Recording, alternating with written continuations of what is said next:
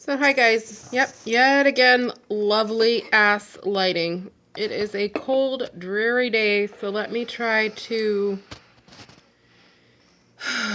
basically bring the light up to my face. I'm gonna try to make this quick because I need to feed the girls their lunch. And I was gonna do this in the car, and I just had the weirdest doctor's appointment ever. I'm just so damn discouraged, and it's just more waiting. It's just more phone calls to make. It's more referrals. This guy is a renowned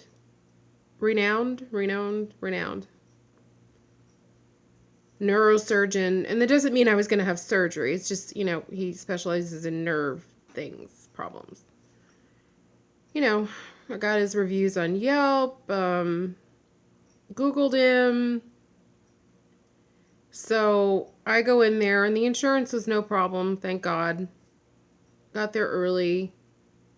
It was just, I don't know. Like, you just go in here, you think you're going to see a doctor. All of a sudden, like, the nurse is there to take vitals and information. And then a nurse practitioner comes in with more information. And then the doctor's reviewing the scan and the CD and the report.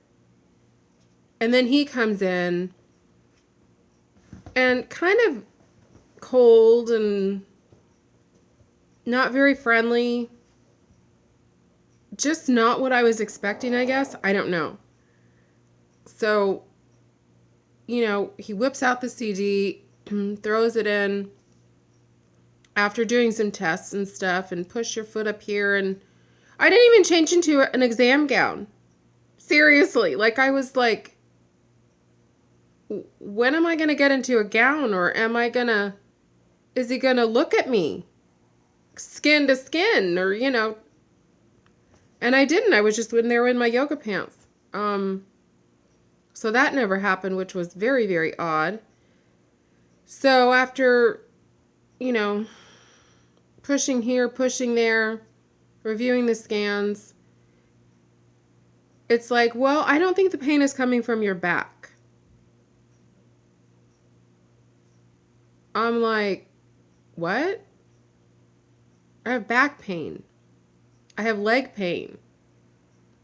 Everybody and their brother is telling me it's sciatica or it's related to your back or something like that. So he's like, well, I think it's a compressed nerve that's coming from your back, but it's really not your back. And he just kept saying that over and over again. And I'm just like, so what are we going to do about it? Wait till it goes away by itself? Hope it goes away by itself? Oh no, you really need to see a spine specialist. And I'm like, oh God, here we go again. Spine specialist. Don't you think I've already tried this? So as he's talking, the nurse is printing out the doctors' names. There's 5 doctors. Immediately he crosses off 2 because whatever reason. And then I see 2 names on there. There's probably I think there's 6 or 7 names that were on there. So 2 were already nixed for whatever reason. And then, oh, you can go to this guy. And I'm like, oh, you know what? I had an appointment with him. I went into the office. They denied my insurance. They wanted me to pay $450 to see him out of pocket. Really? Yes. Oh, here's another name you might want to cross off too, because I actually went from that office to this office to talk to them in person to see if I could get an appointment. And again, they don't take my insurance. So he crosses those 2 names off. So basically I'm down to 3 people. And being that it is a somewhat legal holiday today, which is odd because my doctor's office was open and many doctor's offices are open. The 3 that I need to be open, if just to talk with them. and to figure out if they take this insurance are all closed. Then I'm like, I'm in pain. What would you like me to do for pain? You want me to load up on Advil, or could you give me a prescription for some prescription Motrin or prescription Vicodin or prescription anything I can take during the day, because I'm in pain. So instead, this dumbass fool gives me this drug that you basically only take at night. And it's like it's not a steroid, because I'm like, I'm not taking a steroid. And once you look at the drug information and all this other good stuff, it's like it's primarily used for seizures. But doctors do prescribe it for nerve pain. So now I'm scared. I'm scared to use it. And before anybody starts pointing fingers and saying, oh, you should just try it, you're not in my shoes. You are not alone. I've said this numerous times. I am alone. I don't have a friend. I don't have a family member. I barely have neighbors right now. Next door, she's going through a freaking mental breakdown. I don't know, but she's like non-existent that she was 6 weeks ago. So I said that to him. I'm like, do you understand that I live alone? And I'm very scared about taking new medication. Well, you're just going to have to try it, and you're going to have to, after telling me I've been taking care of my parents, my mom, and all that stuff for 15 years, and, well, now you need to take care of yourself. No shit, Sherlock. What the hell do you think I've been doing? I've been trying to take care of myself. I've been trying to do the right things. I've been trying to do the right thing in cleaning the house, in getting rid of the crap. If I would have just sat back here for the last 4 months and find myself in the situation I was in 4 months ago with this house being packed full of shit, I can't even imagine that. But that's another story. So I'm like, picked up the prescription and just talked to the pharmacist and went, again, why am I being given this? Do you generally take this stuff during the day? Well, yeah, after you build up a tolerance to it. So now I'm like, well,